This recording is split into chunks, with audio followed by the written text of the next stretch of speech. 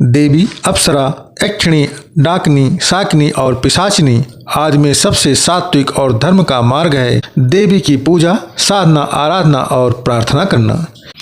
देवी को छोड़कर अन्य किसी की भी पूजा या प्रार्थना करना मान्य नहीं है। हिंदू धर्म में कई देवियां हैं और उन्हीं देवियों में से एक हैं मनसा देवी। माता मनसा देवी कौन है? क्या वह शिव जी की पुत्री हैं या फिर वो ऋषि कश्यप की पुत्री हैं?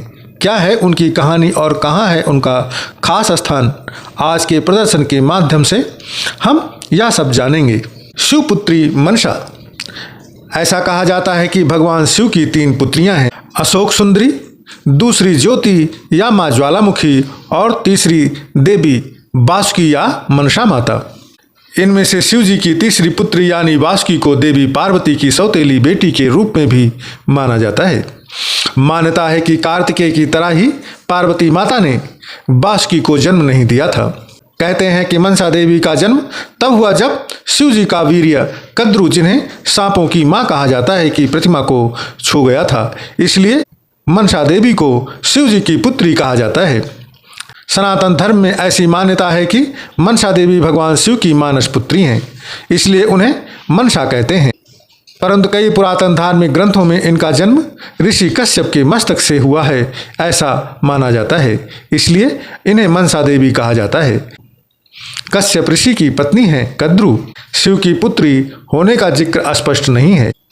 हाँ, शिव से उन्हें दीक्षा अवश्य ग्रहण की है। कद्रु और कश्यप के पुत्र वासुकी की बहन होने के कारण मनसा देवी को वासुकी भी कहा जाता है। वासुकी, शिव जी अपने गले में जिस नाग को धारण करते हैं उनका नाम वासुकी है। हम उन्हीं वासुकी के बारे में आपसे बात कर रहे हैं। मनसा देवी को सर्प और कमल पर विराजित दिखाया जाता है। ऐसा भी कहा जाता है कि 7 नाग उनके रक्षण में हमेशा विद्यमान रहते हैं। उनकी गोद में उनका पुत्र आस्तिक विराजमान होता है। आस्तिक ने ही वासुकी को सर्प यज्ञ से बचाया था। बंगाल की लोक कथाओं के अनुसार सर्पदंश का इलाज मनसा देवी के पास ही होता है। हरिद्वार में मनसा देवी का जागृत स्थान है। हरिद्वार शहर में शक्ति त्रिकोण है। इसके एक कोने पर नील पर्वत पर स्थित भगवती देवी चंडी का प्रसिद्ध स्थान है। दूसरे पर दक्षेश्वर स्थान वाली पार्वती माता। कहते हैं कि यहीं पर सती माता ने योग अग्नि से अपने आप को भस्म किया था। और तीसरे पर बिल्व पर्वतवासिनी मनसा देवी विराजमान रहती हैं। यह भी कहा जाता है कि यहाँ पर माता सती का मन गिरा था, इसलिए यह स्थान मनसा नाम से प्रसिद्ध हुआ। अधिकतर स्थानों पर मनसा देवी के पति का नाम ऋषि जरत्कारु बताया गया है और उनके पुत्र का नाम आस्तिक है, जिसने अपनी माता की कृपा से सर्पों को जन्मेजय के यज्ञ से बचाया था। ऐसी भी मान्यता है कि मनसा माता ने भगवान शंकर जी की कठोर तपस्या करके वेदों का ज्ञान और भगवान श्री कृष्ण जी का मंत्र प्राप्त किया था, जो कल्पतरु मंत्र कहलाता है। इसके बाद उन्होंने राजस्थान के पुष्कर में पुनः तप किया और भगवान श्री कृष्ण के दर्शन प्राप्त किए। भगवान श्री कृष्ण जी ने ही माता मनसा देवी को वरदान दिया था कि तुम्हारी पूजा तीनों लोकों में होगी। मनसा देवी की पूजा बंगाल में गंगा दशहरा के दिन होती है, जबकि कहीं कहीं कृष्ण पक्ष पंचमी को भी देवी पूजा की जाती है।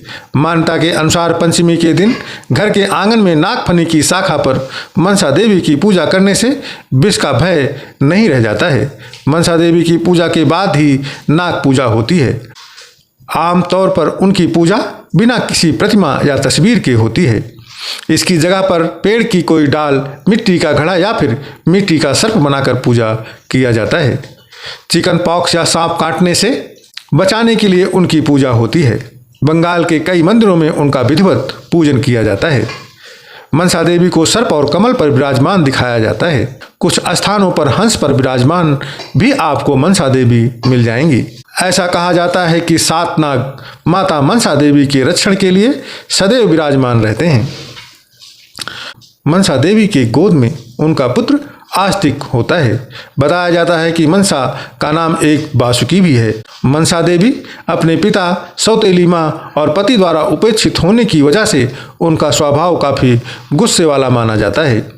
प्रकृति खंड अध्याय 44 से 46 के श्लोक संख्या 15 से 17 में जो वर्णित है उसका मैं हिंदी अनुवाद करके आपको बताता हूँ। उसमें लिखा है कि भगवती कश्यप जी की मानसी कन्या हैं तथा मन से उद्दीप्त होती हैं, इसलिए मनसा देवी के नाम से विख्यात हैं। आत्मा में रमण करने वाले इन सिद्ध योगिनी वैष्णव देवी ने 3 युगों तक परब्रह्म भगवान श्री कृष्ण की तपस्या की है।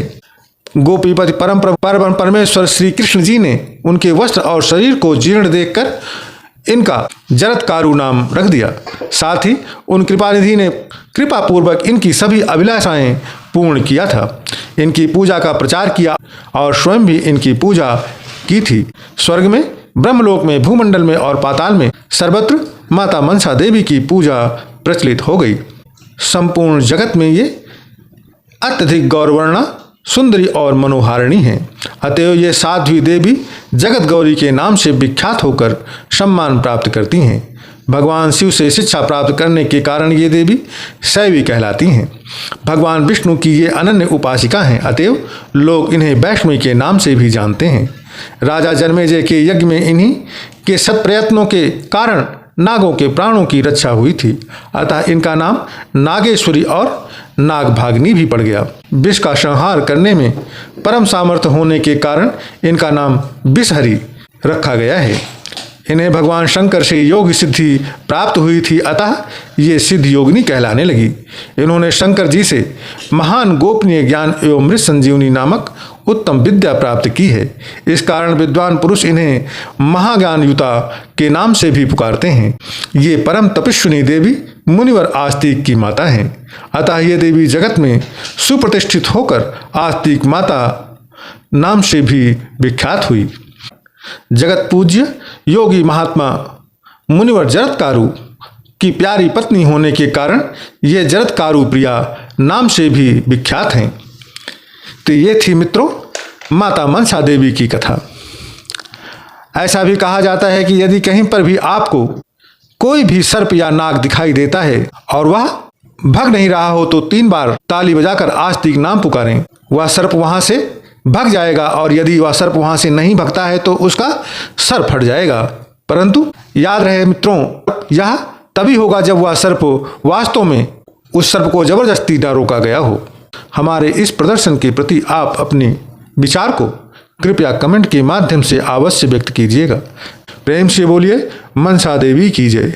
हर हर महादेव।